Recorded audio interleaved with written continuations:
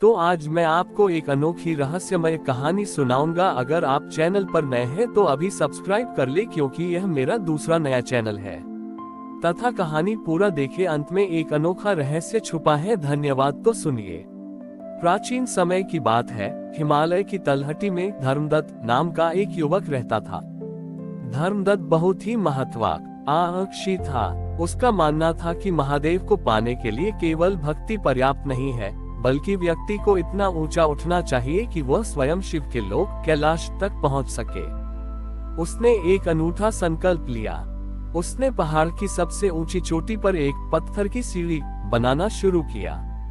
उसने सोचा कि यदि वह सीढ़ी आकाश तक बना लेगा तो वह सशरीर महादेव के दर्शन कर पाएगा।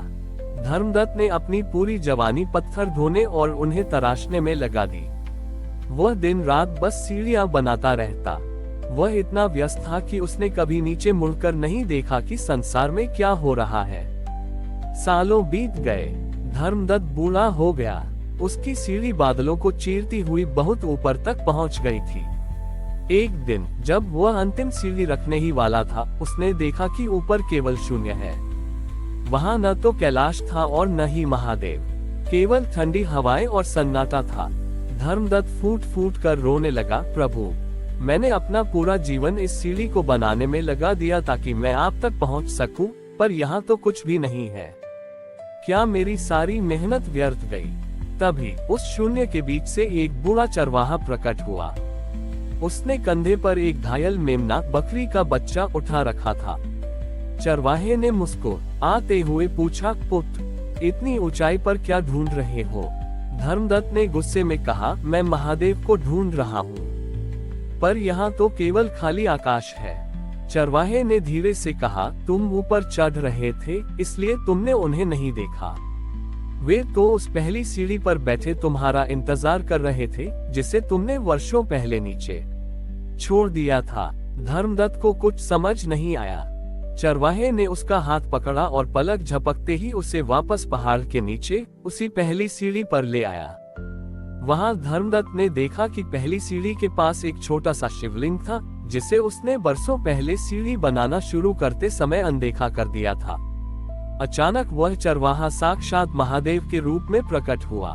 महादेव के मस्तक पर चंद्रमा और गले में वासुकी नाग सुशोभित थे। महादेव ने अत्यंत मधुर स्वर में कहा, ग्रेटर देन धर्मदत्त, मुझे पाने के लिए तुम्हें ऊपर चढ़ने की आवश्यकता नहीं थी, बल्कि अपने भीतर उतरने की आवश्यकता थी। तुमने पत्थर की सीढ़ी तो बनाई, पर अहंकार का बड़ी ही ऊंचाई पर चढ़ते गए। जो झुकता है वो मुझे पा लेता है, जो चढ़ता है वह केवल शून्य तक पहुंचता है। मैं सीढ़ियों के अंत में नहीं, बल्कि तुम्हारे पहले कदम के भाव में बसा था। Greater than. धर्मदत्त की आंखों से ज्ञान के अश्रु बहने लगे। उसे समझ आया कि परमात्मा कोई गंतव्य नहीं, बल्कि एक मार्ग है। उसने अपनी बनाई हुई सीढ़ी को वहीं छोड़ दिया और साधारण लोगों की सेवा में अपना शेष जीवन लगा दिया। उस स्थान का नाम शून्य शिखर पड़ा, जहां आज भी लोग जाते हैं, पर ऊपर चढ़ने के लिए नहीं, बल्कि नीचे झुककर अपनी आत्मा को खोजने के लिए। धर्मदत्त के हृदय में जब महादेव की वाणी उतरी तो उसका वर्षों का भ्रम टूट गया। अब वह उन सीढ़ियों को नहीं देख रहा था जो उसने आसमान की ओर बनाई थी, बल्कि वह उस पगडंडी को देख रहा था जो समाज के दुखों की ओर जाती थी। लेकिन कहानी में एक नया मोड़ तब आया जब उस राज्य का सबसे बलशाली और अभिमानी सम्राट विजयवर्मन वहां पहुंचा। विजयवर्मन ने जब धर्मदत्त की बनाई हुई वह अनंत की सीढ़ी देखी तो वह मंत्रमुग्ध हो गया। उसने सोचा, जिस सीढ़ी को एक साधारण मनुष्य ने बनाया है, वह मेरी विजय का द्वार बनेगी। मैं इस सीढ़ी पर चढ़कर देवताओं पर अपना अधिकार स्थापित करूंगा। धर्मदत्त ने राजा को रोकने का प्रयास किया, महाराज, ये सीढ़ी स्वर्ग तक नहीं, केवल शून्य तक जाती है। महादेव ऊंचाइयों में नहीं, गहराइयों में मिलते हैं। परंतु राजा ने उसकी एक न सुनी। उसने अपने सैनिकों को आदेश दिया कि वे सीढ़ी के चारों ओर पहरा लगा दें और स्वयं सोने का कवच पहनकर सीढ़ी चढ़ने लगा। वह जितनी ऊंचाई पर जाता, उसे उतनी ही अधिक सांस लेने में कठिनाई होती, पर उसका अहंकार उसे और ऊपर खींचता गया। जब राजा बादलों के बीच पहुंचा तो उसे भ्रम हुआ कि वह कैलाश पहुंच गया है। उसने अपनी तलवार निकाली और शून्य में प्रहार करते हुए चिल्लाया, कहाँ है महादेव? मैं स्वर्ग का विजेता बनकर आया हूँ। तभी एक विचित्र घटना घटी।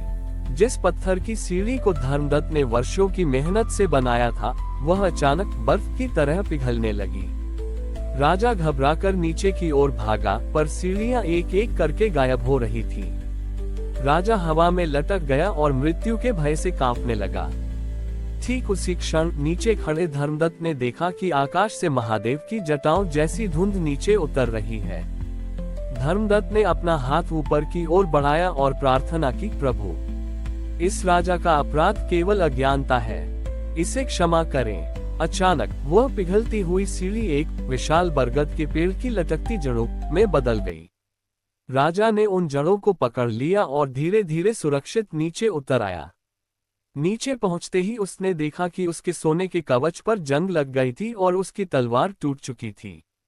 महादेव की गंभीर गूंज पूरे पर्वत पर सुनाई दी। ग्रेटर देन विजयवर्मन, जो स्वयं को ऊपर उठाने के लिए दूसरों को नीचे देखता है, उसका पतन निश्चित है। धर्मदत्त की सीढ़ी अब मिट्टी बन चुकी है क्योंकि वह पत्थर की थी, पर उसकी प्रार्थना अमर है क्योंकि वह हृदय की थी।